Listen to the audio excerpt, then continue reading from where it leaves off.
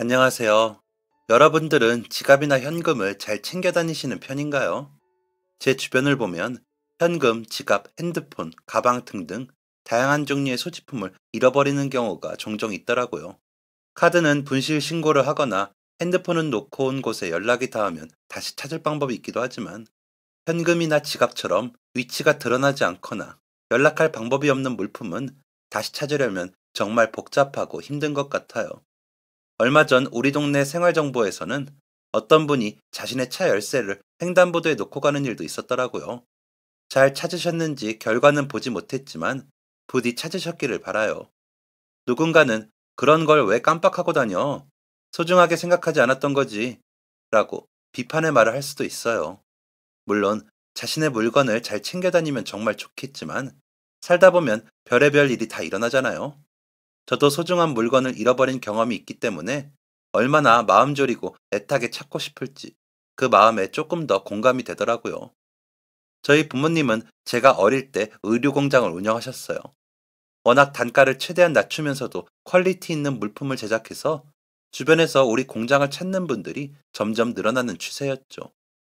또 해외에 수출하는 제품들도 만들 만큼 공장은 바쁘게 돌아갔었죠. 특히 면의 품질이 뛰어난데 색감을 잘 뽑는다고 젊은 사장님들도 무척 좋아하면서 입소문을 타고 찾아와서 거래를 맡기기도 했어요. 저도 어린 시절부터 엄마, 아빠가 일하는 공장에서 시간을 많이 보내면서 자연스럽게 옷이랑 가까워진 것 같아요. 그리고 옷가게나 사업을 운영하시는 분들이 오가는 것도 많이 보면서 자연스럽게 이런저런 이야기도 들으면서 제 관심도 의류 쪽으로 기울었어요. 특히 아버지, 어머니께서 가끔 옷을 만드는 과정을 구경시켜 주셨는데 그럴 때마다 제 눈에는 그게 어떤 만화나 텔레비전 방송보다도 재밌더라고요. 가끔 아버지를 따라서 납품하는 과정을 구경할 때면 바쁘게 돌아가는 시장 상황이 무척이나 가슴 설레었어요. 북적이는 상인들의 모습과 유행하는 패션 아이템을 보는 것도 엄청나게 재밌었어요.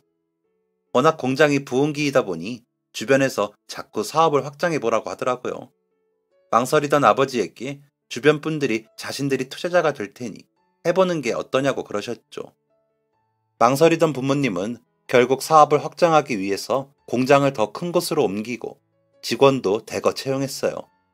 리본 끈을 자르면서 준공식도 세웠고 여기저기서 축하 인사도 받았죠. 이전에 거래하시던 분들도 자신들이 앞으로 소개도 많이 하겠다며 축하해 주셨어요. 처음 공장을 옮겨 사업을 시작했을 때만 해도 다 좋았어요. 큰 사업체를 운영하는 건 처음이었지만 함께 운영하시던 분들이 있었기에 별 문제가 없는 듯 했죠. 그로부터 6개월 후 사고는 그때 터졌어요.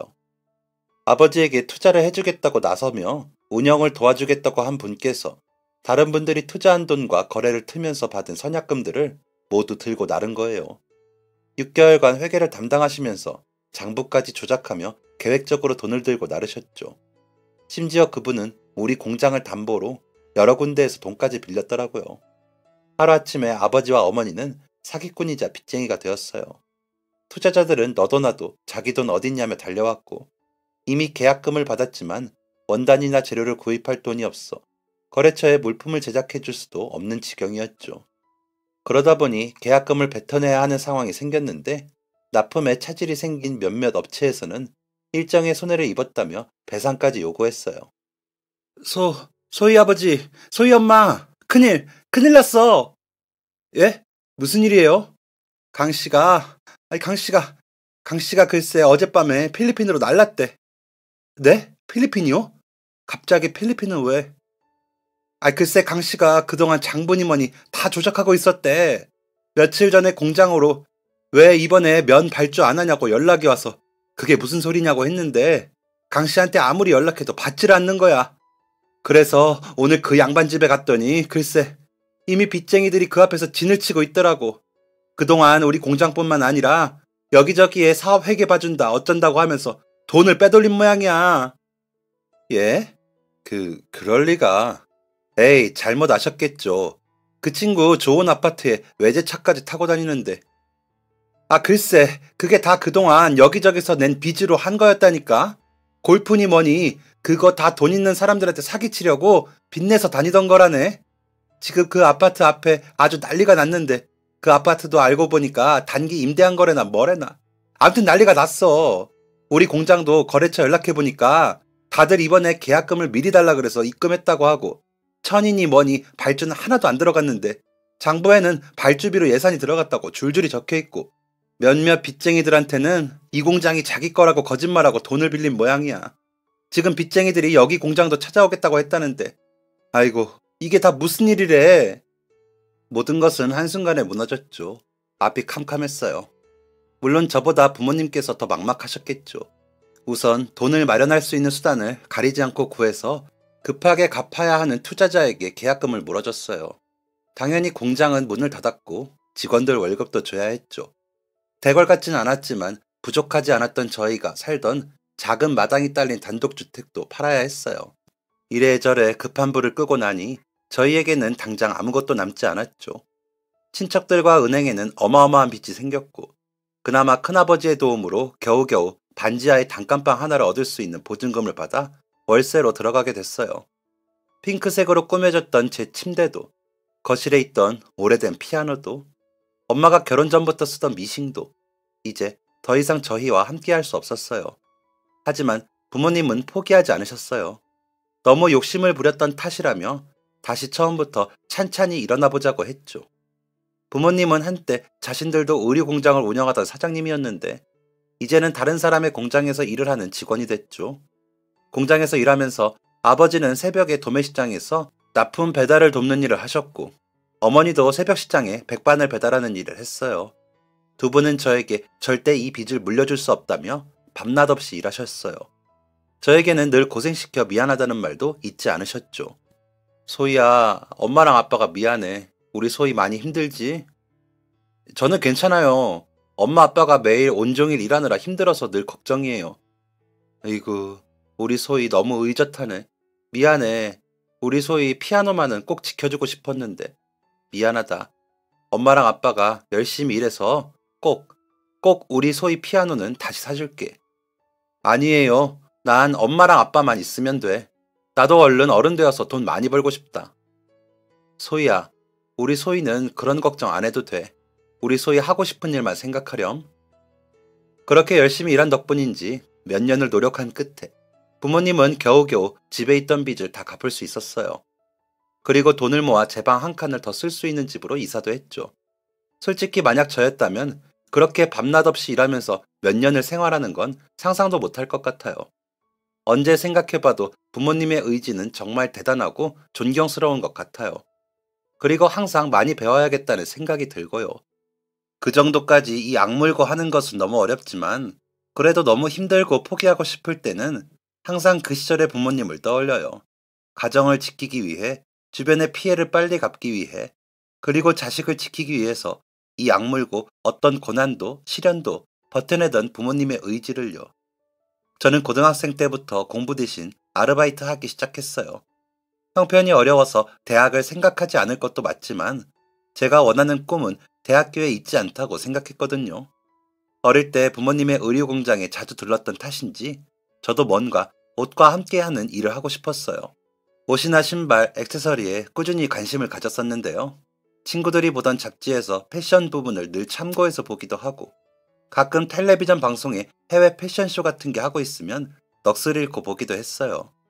넉넉한 형편이 아니라서 옷이나 패션 아이템들을 막 살 수는 없었지만 주변 친구들이 쇼핑 갈 때는 항상 따라가서 코디도 도와주고 요즘 유행하는 아이템이나 색상들은 어떤 것이 있나 둘러보기도 했어요.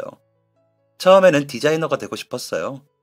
그래서 알아보니 디자이너가 되려면 미술을 배워야 하는데 저희 집 형편에 미술학원 뒷바라지는 꿈도 못 꿀 일이었죠.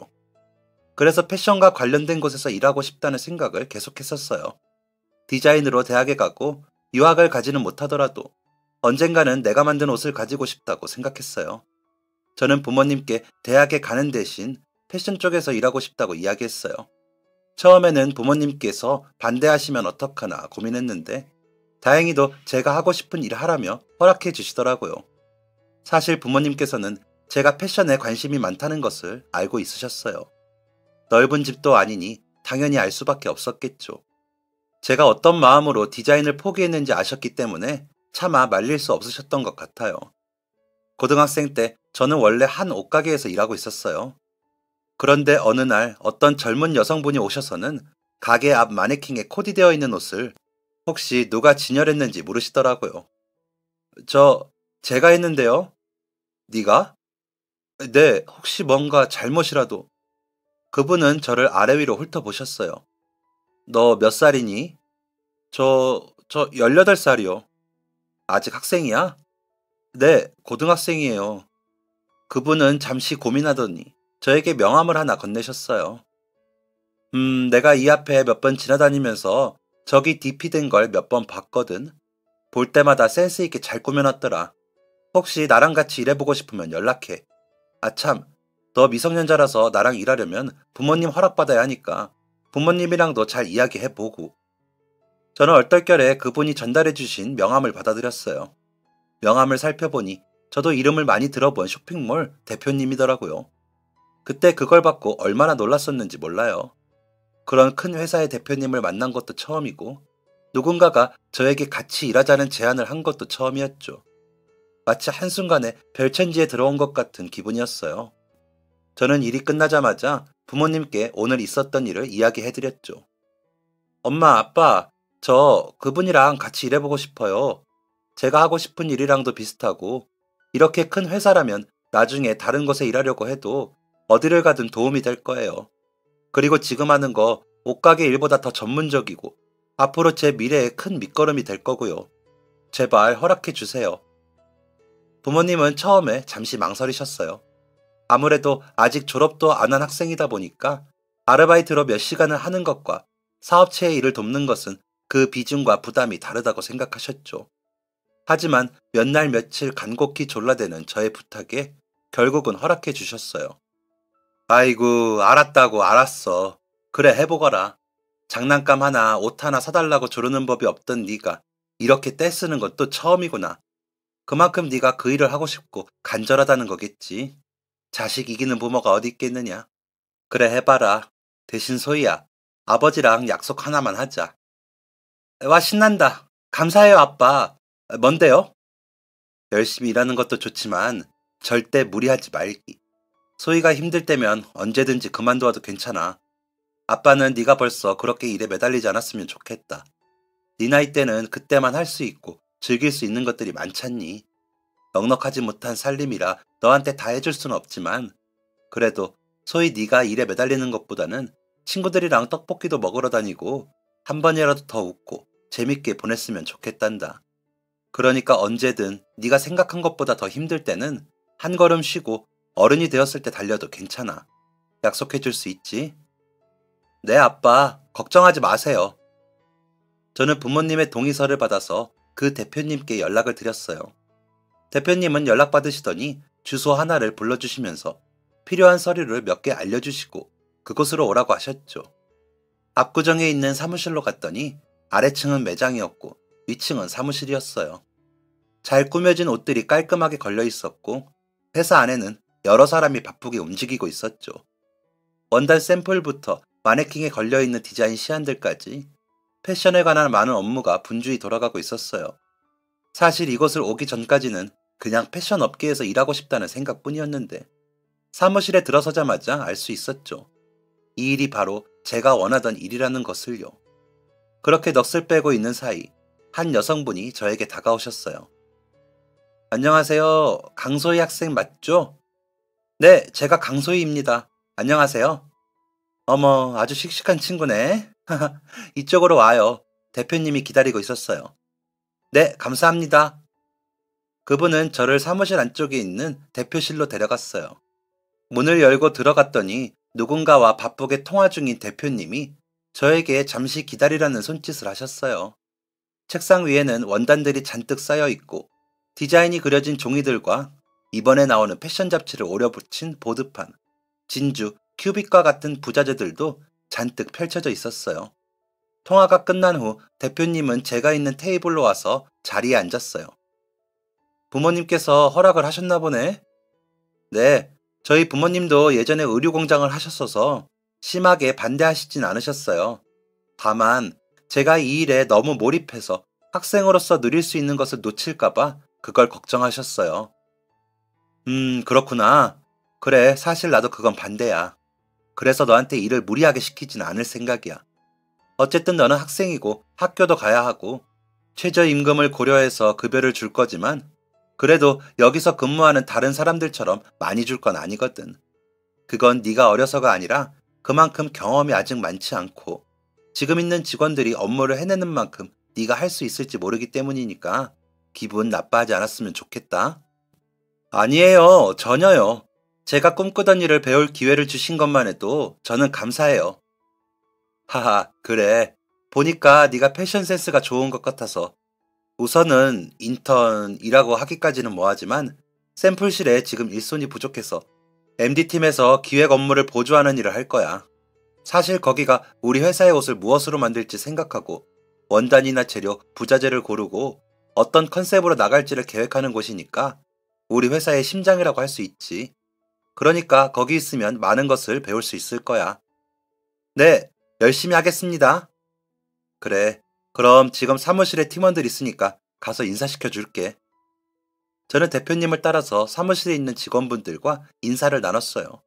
다들 고등학생이라니 너무 어리다며 놀라시더라고요. 알고 보니까 대표님도 고등학생 때부터 패션 쪽 업무를 시작했다고 해요. 그리고 그때 같이 일하셨던 분들도 친구분들이라 고등학생인 제가 일하러 온 거에 대해 무척 기특하다고 생각해 주셨어요. 어떤 분들은 아예 고등학교 졸업을 포기하신 분들도 있었어요. 다른 친구들은 대학을 향해 가고 취업을 하려 할 때 오직 좋아하는 것, 꿈을 좇아 이 사업을 시작하게 되면서 많은 불안과 시행착오가 있었다고 해요. 하지만 자신들이 좋아하는 것을 하다 보면 언젠가 성공할 수 있을 거라는 꿈을 가지고 몇 년을 노력한 끝에 젊은 나이였지만 빠르게 성공을 이룰 수 있었다고 하더라고요. 그때부터 대표님은 저의 롤모델이 되었어요. 젊은 나이에 이렇게 사업을 운영하는 대표가 되다니 존경스러웠고 저도 대표님 같은 사람이 되고 싶었어요. 그렇게 일주일에 3, 4일 정도 회사에 출근해서 일을 시작하게 되었어요. 대부분의 일은 사무실에서 샘플을 정리하거나 다른 팀과 전달 사항을 주고받는 일을 맡았어요. 가끔은 MD님들을 따라서 원단 공장이나 시장에 가서 재료들을 구입하기 위해 둘러보고 샘플을 받아오는 등의 업무를 따라다니기도 했어요. 일은 제 생각보다 훨씬 재밌었어요. 힘들다는 생각이 전혀 들지 않을 만큼 매일 출근하는 게 너무 재밌고 즐거웠어요. 그리고 기획 업무를 곁에서 보면서 디자인을 어떻게 하는지도 어깨너머로 배울 수 있었죠. 처음에는 어설프고 원래 그려둔 디자인을 따라 하는 거지만 집에서 혼자 회사에서 받아온 잡지 등을 보면서 디자인 시안을 따라 그리기도 했어요. 회사에 다니면서 또 좋았던 점은 패션에 관련된 다양한 정보를 접할 수 있다는 것이었어요. 해외 유명 패션쇼를 발빠르게 캐치해서 회의 때마다 공유하고 패션 잡지들을 국내뿐만 아니라 해외판까지 구해서 이번에는 어떤 스타일이 유행할지를 회의하고는 했죠. 저는 밑바닥부터 차곡차곡 실력을 쌓아갔어요. 대부분 잔심부름이 전부였지만 최대한 많은 것을 배우고 익히려고 노력했어요. 다른 직원분들도 대표님도 제가 성실하고 열심히라며 칭찬을 아끼지 않으셨어요. 그렇게 일한 지 3년 정도가 될 무렵 저는 MD 업무의 대부분을 할 수 있게 되었어요. 알아서 이번 시즌에 유행할 스타일들을 정리해서 회의 자료로 내놓고 혼자서 여기저기서 샘플을 구해서 제가 생각한 스타일을 회의 시간에 의견으로 발표하기도 했어요. 아직 미숙하긴 했지만 그래도 제가 냈던 아이템 중 실제 디자인에 반영된 것들도 있어서 신기했어요. 고등학교를 졸업하고 나니 본격적으로 회사에서 일하는 시간도 늘어서 더 집중해서 일할 수 있었어요. 그리고 3년 차쯤 되고 나자 잔심부름만 하던 MD 업무에서 가끔은 대표님을 따라서 업무를 수행하기도 했어요. 대표님은 자신이 직접 쇼핑몰의 모델까지 맡고 계셨어요. 처음에는 그냥 본인이 옷 입는 것을 좋아하고 모델을 따로 고용할 돈이나 능력도 없어서 직접 하시게 됐다고 했는데 지금은 자신이 만들어낸 옷을 가장 잘 표현할 수 있는 것도 본인이라고 생각하시고 아무래도 브랜드의 이미지 자체가 대표님을 위주로 돌아가다 보니 계속해서 모델을 하게 됐다고 하시더라고요. 대표 업무에 디자인 참여, 영업, 모델까지 하는 일이 정말 많아 힘들 때도 있지만 그만큼 가치가 있었다고 해요. 이 회사가 얼마나 성장했는지를 돌아볼 때면 자신이 어릴 때 했던 선택이 틀리지 않았구나 느낄 수 있다고요. 그렇게 대표님을 따라다니면서 예전에 배웠던 MD 업무보다 사업을 운영하는 전반적인 내용들을 많이 배울 수 있었어요. 그러던 어느 날 대표님이 물어보셨어요. 소희야, 너는 꿈이 뭐니? 꿈이요? 응. 처음 여기서 일하게 됐을 때는 그냥 옷이 좋아서 원래 옷가게에서 일하고 있었다고 했잖아. 디자인도 하고 싶었지만 집안이 어려워서 배울 생각도 못했다고 하고 계속해서 여기 회사에 남아있을 인재는 아닌 것 같아서 사실 제대로 생각해 본 적은 없어요. 그냥 옷이 좋아서 옷이 잔뜩 있는 곳에서 일하면 좋겠다는 생각으로 옷가게에서 일하다가 이 회사에 들어왔을 때도 제가 좋아하는 패션을 만들어갈 수 있는 곳이라서 너무 좋았거든요. 꿈이라 깊이 생각해 본 적은 없지만 여기서 일하고 대표님을 보면서 언젠가는 대표님 같은 사람이 되고 싶다는 생각했어요. 나도 소희를 보면서 워낙 센스 있고 감각이 좋아서 언젠가 네 사업을 운영하면 좋을 것 같다고 생각했었어. 그러니까 언제든 준비가 되었을 때 회사를 떠나도 괜찮아. 괜히 그동안 저를 걷어주신 어쩌고 이런 거 생각하면서 여기에 안주하지 말고 나는 소희 네가 타고난 재능으로 더 앞으로 나아갈 수 있었으면 좋겠어. 사실 대표님처럼 되고 싶다는 생각을 막연하게만 했었는데 그 이야기를 듣고 나니 여러 생각이 들었어요. 진짜로 나도 나만의 브랜드를 만들면 어떨까 싶은 생각이 들었죠. 그래서 그 뒤부터 본격적으로 제 쇼핑몰을 만들기 위한 방법들을 알아봤어요. 그 과정에서 대표님이 많은 도움을 주셨어요. 처음 자신이 시작할 때 자금 없이 어떻게 했는지를 하나하나 알려주시면서 어떤 공장이 원가 대비 저렴한 곳인지, 어떤 곳과 거래를 진행하면 좋을지도 알려주셨고, 의상을 잘 피팅하고 소화해서 촬영하는 방법들도 하나하나 다 코치를 해주셨죠. 지금 회사는 자금도 인력도 있어서 쇼핑몰의 공식 홈페이지를 따로 관리할 수 있는 능력이 있지만 처음에는 그러기 어려울 거라고 하셨어요. 그래서 마켓을 운영하는 여러 상품을 팔고 있는 쇼핑몰 페이지를 이용하라는 조언도 해주셨어요. 온라인으로 팔기 위해서는 배송을 보낼 포장지나 택배처도 알아봐야 하고 판매를 바로 진행하기 위해서는 의상도 제작해 두어야 하니 초기 자본이 필요하긴 했어요. 저는 쇼핑몰을 운영하고 제품 사진을 편집하기 위해서 컴퓨터 학원에 다니면서 포토샵을 배우기 시작했어요. 학원비도 저렴하진 않았지만 제 사업을 위한 투자라고 생각하며 열심히 배웠죠. 그리고 어떤 옷을 판매할지를 꼼꼼하게 계획하기 시작했어요. 아무래도 비용 절감을 위해서 제가 직접 모델을 서려면 제 나이와 비슷한 취향의 의상을 판매하는 게 좋겠다 싶었죠. 그래서 명동이나 동대문 등 친구들이 자주 놀러가는 시내에 가서 요즘은 어떤 옷 스타일을 좋아하고 쇼핑을 주로 어디에서 하는지, 무엇을 기준으로 사는지 등등 시장 조사도 철저하게 했어요. 그렇게 창업을 준비한 지 1년 반 정도가 되었을 때 아직 모아둔 돈이 많지 않아서 망설이고 있었어요. 그때 아버지께서 저에게 돈 봉투를 내미시더라고요. 아빠, 이게 뭐예요? 너 그 쇼핑몰 운영하고 싶다고 하지 않았니? 아빠가 너 대학은 못 보냈지만 사업한다는데 조금이라도 보태주고 싶어서 몇 년간 계속 틈틈이 모았던 거다. 너 대학 갈 때 등록금이라도 보태주려고 모았던 건데 바로 일을 시작해서 그래도 혹시나 나중에 네가 어디든 쓸 데가 있을 것 같아서 계속 모았지. 네가 하루빨리 쇼핑몰을 차리고 싶어 하는 것 같은데 자금이 없어서 곤란한 것 같아서 이제 너한테 줄 때가 되었다고 생각했다. 돈 봉투 안에는 1,000만 원이라는 큰 금액이 들어있었어요. 아빠, 이렇게 큰 돈을 저 못 받아요. 제가 하고 싶어서 쇼핑몰 하려는 건데. 왜 못 받아? 받아라. 자식이라고 낳아서는 계속 고생만 시키면서 아빠도 엄마도 속이 많이 상했다. 너 일하고 들어오는 거 보면 안쓰럽고 예전에 방 한 칸짜리 집에서 웅크리고 자는 거 보면서 얼마나 가슴 아팠는지 몰라. 그동안 좋은 옷, 비싼 신발, 너 좋아하는 피아노까지 팔게 했는데 부모 가슴이 얼마나 아팠는지 모른다. 그러니까 받아줘. 엄마 아빠 마음 편하게 하기 위해서니까. 아빠, 아빠 고마워요. 고마워요. 저는 다음날 대표님에게 제 쇼핑몰을 차리고 싶다고 말했어요. 대표님은 잘 생각했다며 저한테 힘든 점은 없는지 물어봐 주시고 도움이 필요하면 언제든 연락하라고 하시더라고요.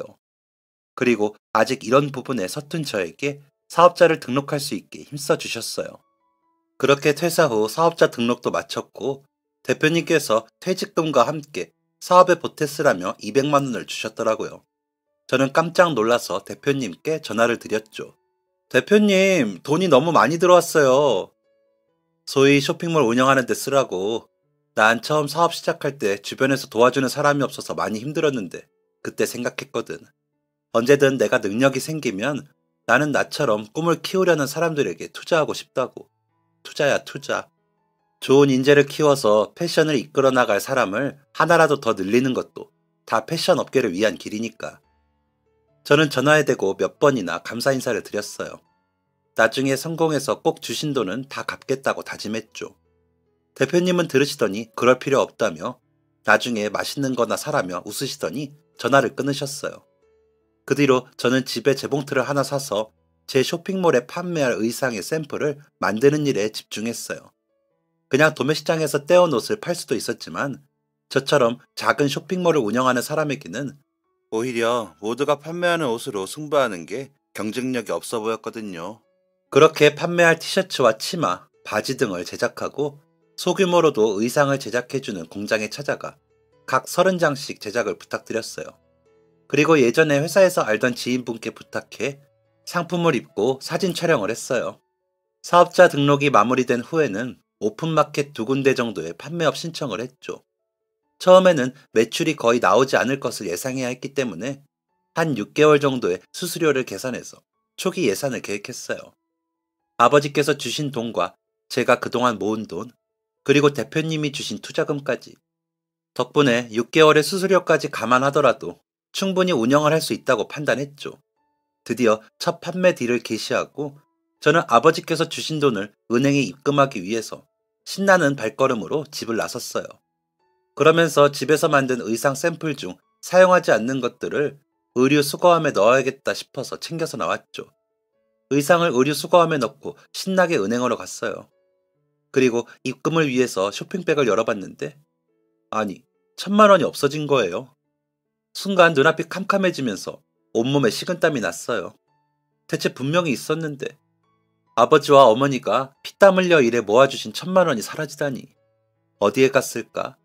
옷에 있는 모든 주머니와 쇼핑백 바닥을 샅샅이 뒤져봐도 돈의 행방은 보이지 않았어요. 저도 모르게 다리에 힘이 풀려 그 자리에 주저앉았는데 식은땀과 함께 눈물이 펑펑 흘렀어요. 돈을 잃어버렸다는 공포뿐 아니라 부모님이 피땀 흘려 주신 돈을 잃어버렸다는 게 제가 너무 바보 같고 답답하고 저 자신이 너무 미워졌어요. 그렇게 주저앉아서 울다가 번뜩 의류 수거함이 떠올랐어요. 아까 쇼핑백에서 모자를 몇 개 꺼내서 버렸는데 혹시 의류 수거함에 같이 딸려 들어간 것은 아닐까 하는 생각이 들었어요. 저는 얼른 자리를 털고 일어나 아까 제가 옷을 버렸던 의류 수거함으로 갔어요. 하지만 수거함 안쪽은 깜깜했고 그 앞은 자물쇠로 잠겨 있어서 안쪽에 돈 봉투가 들어가 있는지를 알 수 있는 방법이 없었죠.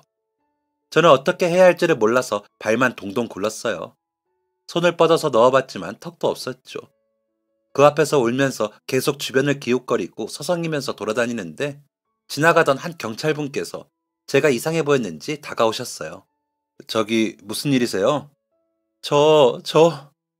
저는 눈물이 범벅된 얼굴로 경찰분을 바라봤어요.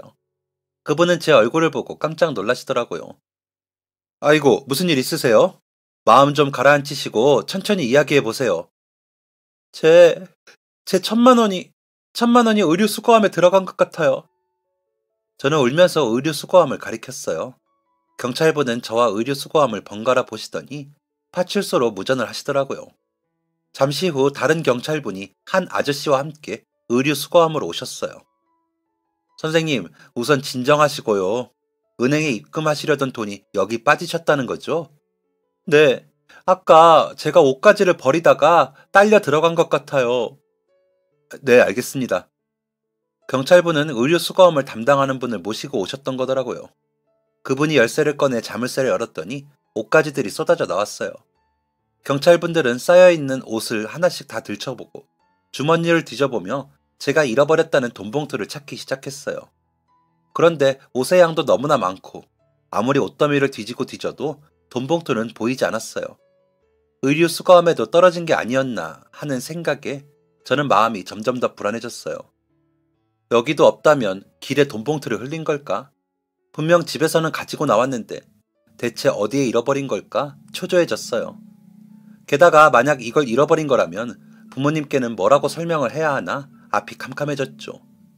또 지금 당장 이 돈이 없으면 제가 벌려놓은 사업을 어떻게 수습해야 할지도 막막했어요.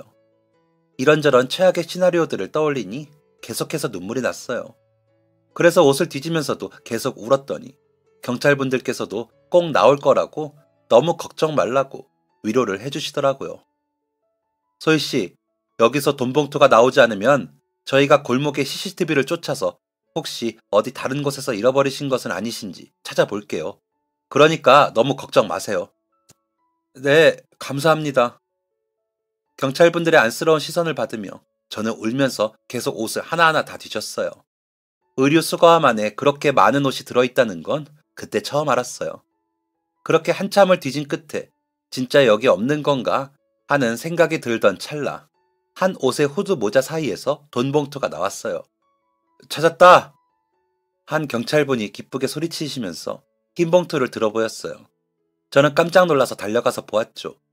흰 봉투에 아버지의 손글씨로 사랑하는 소희에게 라고 쓰여 있었어요. 아마도 제가 버린 옷이 돈봉투와 함께 쓸려 들어가고 옷들이 쏟아져 나오는 과정에서 이리저리 흔들리다가 그 모자 안쪽으로 들어가 버렸나 봐요. 맞아요, 맞아요. 저희 아버지가 주신 돈이 맞아요. 감사합니다. 감사합니다. 저는 머리가 땅에 닿을 것처럼 고개 숙여서 옷을 하나하나 다 뒤적여서 돈봉투를 찾아주신 경찰분들에게 인사를 드렸어요. 잃어버렸다는 생각에 정말 눈앞이 캄캄했는데 이렇게 다시 찾다니 바닥까지 떨어졌던 심장이 다시 뛰는 기분이었어요. 그리고 옷 하나하나를 다 뒤적여주신 경찰분들께 너무 죄송하고 감사하더라고요. 감사합니다. 정말 감사해요. 그리고 죄송합니다. 소중한 시간을 제가 이렇게... 사실 저를 처음 발견하신 경찰분은 점심 식사를 하러 가던 중에 절 발견하신 거였어요. 파출소에서 저를 도와주러 오신 경찰분들도 식사를 서해시켜두고 한 숟갈 뜨기도 전에 저를 도와주러 오신 거더라고요. 괜히 저 때문에 밥도 제대로 못 드셨다는 생각하니까 너무 죄송했어요. 죄송합니다. 정말. 저 때문에 제가 부주의해서. 아이고, 아니에요. 사람은 누구나 실수하며 살아가요. 우리 파출소에 늘 들어오는 분실물들만 봐도 알 수 있죠. 누구 잘못이 아니라 그냥 살다 보면 이런 날도 있는 거예요. 그래도 영영 주인을 찾지 못하는 분실물들도 있는데 소희 씨는 다행히 소중한 물건을 찾으셨잖아요. 도움이 필요한 사람을 돕는 게 저희 일 중 하나인걸요. 그러니까 저희는 저희 할 일을 한 것뿐이에요. 오히려 찾을 수 있어서 정말 다행입니다. 그래도 정말 감사합니다. 제가 언젠가 이 은혜는 꼭 갚겠습니다. 감사합니다. 감사합니다. 저는 경찰분들에게 몇 번이나 더 감사 인사를 드리고 쏟아진 옷들을 다시 의류 수거함에 넣는 것을 도와드리며 다시 은행으로 갔어요. 이번에는 절대 잃어버리지 않도록 두 손에 돈봉투를 꼭 쥔 채 은행으로 가서 통장에 돈을 입금했어요. 그리고 오늘 받은 도움을 절대 잊지 말아야겠다고 다짐했어요. 그렇게 저는 오픈마켓에서 쇼핑몰을 시작했어요. 처음에는 상품도 많지 않았고 오픈마켓이다 보니까 옷 외에도 여러 상품을 판매하는 곳이라서 경쟁이 치열했어요. 어떻게든 사람들 눈에 조금이라도 띄기 위해서 배너 광고도 신청해보고 블로그와 개인 미니홈피를 활용해서 홍보도 적극적으로 했어요. 제가 판매하고 있는 옷을 다양한 방법으로 입고 매치하면서 블로그와 개인 미니홈피에 글을 올리고 패션 카페들에 가입해서도 게시글을 올렸어요. 그러다 보니 조금씩 입소문이 나기 시작하면서 주문량도 서서히 늘어갔어요. 그렇게 1년 정도가 지났을 무렵 저는 파워 판매자가 되어서 오픈마켓 베스트에 오르는 인기 쇼핑몰이 되었어요. 그리고 제가 판매하는 옷을 어떤 아이돌 그룹 멤버가 입게 되면서 그야말로 대박이 터졌어요. 그 아이돌 그룹 멤버 덕분에 방문한 방문자들이 여기 쇼핑몰 옷이 유니크하고 품질도 좋다면서 좋은 후기를 계속해서 남겨주었고 덕분에 제가 상품 발송을 감당하기 어려울 정도로 구매가 이어졌어요. 저희 부모님까지 일손을 거들어서 포장을 도와주셨고 상품 샘플이 방안을 가득 채우는 바람에 저는 집 근처에 작은 사무실도 얻었어요. 한 번 상승세를 타고 나니까 매출은 점점 높아졌고 오픈마켓 메인에 자주 등장하다 보니까 유입되는 사람도 계속 늘어날 수밖에 없었어요. 그래서 부모님과 함께 포장하다가 일손이 부족해서 친구들에게도 부탁하고 또 일손이 부족해서 아르바이트생을 1명, 2명씩 고용하다 보니 어느새 직원도 점점 늘고 쇼핑몰 규모도 매우 커졌죠. 그리고 예전 회사에서 일을 하며 알게 된 지인분 중에 미니홈피 팔로워 수도 많고 예전에 얼짱이라고 불리던 인기 인플루언서 분이 또 제 쇼핑몰을 언급해 주시면서 그야말로 초대박이 터졌어요. 내가 너랑 아는 사이라서 그런 게 아니라 진짜 너희 쇼핑몰 옷이 너무 마음에 들어서 이야기한 거야. 그러니까 괜히 친분 때문이라고 오해하지 마. 진짜 나는 너희 쇼핑몰 옷 내 돈 주고 사 입을 만큼 너무 좋아해. 그렇게 말해주니 더욱 힘이 났어요. 그래, 정말 내가 잘하고 있구나 하는 생각이 들었죠. 그렇게 쇼핑몰을 운영한 지 2년 차가 되어갈 때쯤 저는 어느새 사무실도 더 큰 곳으로 옮기고 오픈마켓뿐만 아니라 공식 홈페이지도 개설하며 단순히 상품 몇 개를 판매하는 딜이 아니라 진짜 쇼핑몰 사장님이 되었어요. 직원도 10명 이상 생겼고 계약하고 배송을 거래하는 택배회사도 생겼죠. 옷과 치마, 바지로 시작했던 사업은 어느새 모자, 장갑, 양말, 액세서리, 가방 등등 패션에 필요한 다양한 아이템들까지 판매하는 곳이 되었어요. 그리고 매출 또한 그때와는 비교가 되지 않을 정도로 높아졌죠. 저는 이전에 저를 위해서 힘써주신 쇼핑몰 사장님께도 감사 인사를 잊지 않았어요. 한사코 돈은 받지 않으시겠다는 분께 이렇게 해야 제 마음이 편하다며 고급 화장품 세트를 보내드렸죠. 그리고 부모님께도 선물을 드렸어요. 신축은 아니지만 그래도 부모님과 제 방이 있는 한 아파트를 전세로 들어갔어요. 이런 돈은 네가 먹고 싶은 거, 사고 싶은 거에 쓰지 뭐하러 이런 데 쓰냐고 타박하시면서도 새 집으로 이사를 한 날 거실에 채광도 잘 되고 부엌도 넓고 안방에는 침대도 놓을 수 있다며 너무 좋아하시더라고요. 그리고 제가 가장 감사를 드리고 싶은 분들은 따로 계셨어요. 저는 피자, 치킨, 햄버거, 케이크 그리고 놔 드실 수 있도록 과자랑 커피, 티백 등을 잔뜩 사서 이전에 제가 돈 봉투를 찾을 수 있도록 도와주신 파출소를 찾아갔어요. 안녕하세요. 무엇을 도와드릴까? 소희씨? 제가 양손 가득 짐을 들고 파출소 안으로 들어가자 인사를 하시던 경찰분께서 저를 보시더니 깜짝 놀라시더라고요. 아니, 뭘 이렇게 잔뜩 들고 온 거예요? 잘 지내셨어요? 그때 너무 감사해서 감사 인사를 꼭 드리고 싶었는데 이제서야 드리게 되네요. 죄송해요. 아이고, 죄송은 무슨. 감사 인사 같은 거 안 하셔도 된다니까. 그래도 그때 도와주셔서 돈 봉투를 찾아주지 않으셨으면 저 진짜 쇼핑몰이고 뭐고 다 접어야 했을 거예요. 그때 그렇게 제 소중한 사업자금을 찾아주신 덕분에 저 지금 진짜 초대박 났어요. 저희 쇼핑몰 진짜 완전 대박 나서 지금은 직원도 10명이나 있고 사무실도 있는 사장님이에요. 너무 잘 됐네요. 정말. 열심히 하신 덕분에 그렇게 된 거지. 저희가 뭐 한 게 있나요? 아니에요. 진짜 그때 너무 감사했어요. 그래서 늦었지만 그때 저 때문에 점심도 제대로 못 드셨잖아요. 그래서 먹을 거 좀 잔뜩 사왔어요. 그리고 저는 사온 음식들을 내려놓고 가방에서 돈 봉투를 꺼냈어요. 이건 또 뭐예요? 그때 제가 도움받은 걸 어떻게 보답하면 좋을까 고민을 많이 했어요. 그러다가 생각한 게 제가 도움을 받았으니 저도 도움을 드리면 좋겠다 싶은 생각이 들더라고요. 그래서 이 돈을 지역 아이 중에 도움이 필요한 친구들에게 쓰면 어떨까 싶어서 준비했어요. 저도 이 동네에 오래 살면서 어릴 때는 경제적으로 어렵게 자라며 그게 얼마나 힘든 일인지 잘 알거든요. 그래서 이 돈으로 지역 아이들한테 도움이 필요할 때 써주셨으면 좋겠어요. 아이고, 이렇게 마음 따뜻한 일을. 저도 필요할 때 도움을 많이 받았는걸요. 아이고, 안 그래도 이제 슬슬 겨울철이라 올해는 아이들에게 장갑이랑 목도리를 선물하면 어떨까 저희끼리 이야기하고 있었는데 너무 잘 됐네요. 보태어 쓰겠습니다. 네, 부탁드릴게요. 장갑이랑 목도리랑 아이들 겨울에 입을 따뜻한 점퍼랑 핫팩도 전달해 주시면 좋을 것 같아요. 혹시 사용하시고 부족하면 제가 더 도울 테니까 편하게 말씀해 주세요. 아이고, 이 돈만 해도 충분한데요. 고맙습니다. 정말 잘 쓸게요. 저는 파출소에 3천만 원을 기부하고 기쁜 마음으로 나왔어요. 경제적으로 어렵던 제가 누군가를 통 크게 도와줄 수 있는 사람이 되다니 뿌듯함이 밀려왔어요. 그리고 남을 돕는다는 게 이렇게 뿌듯한 거구나. 새삼 느낄 수 있었죠. 그 후로도 저희 쇼핑몰은 점점 상승세를 이어갔어요. 그리고 명동이나 동대문에서 쇼핑을 많이 하던 시대를 지나 온라인 쇼핑몰이 활성화되면서 저희 브랜드의 인기는 더욱 높아졌죠. 그러면서 자체 생산 상품도 많이 늘리고 지금은 연예인들에게 협찬도 하고 백화점 영 브랜드 매장에 입점해서 오프라인 매장도 운영하고 있어요. 최근에는 화장품 쪽 사업에도 관심이 생겨서 조만간 립글로스와 아이섀도우 제품을 런칭하기 위해서 준비하고 있고요. 요즘은 유튜브가 대세다 보니까 유명 패션 유튜버들과 콜라보도 진행하고 있죠.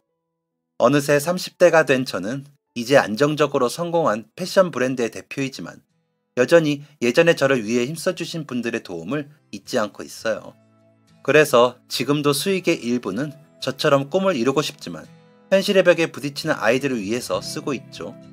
그때 1,000만 원이 든 돈 봉투를 잃어버렸을 때는 모든 걸 포기해야 하는 줄 알고 정말 눈앞이 캄캄했는데 도움 주신 경찰분들 덕분에 오랫동안 바랬던 꿈을 계속 이어갈 수 있었어요.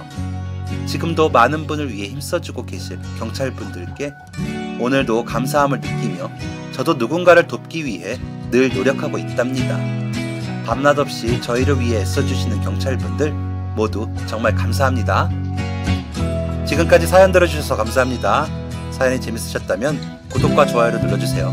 감사합니다. 안녕히 계세요.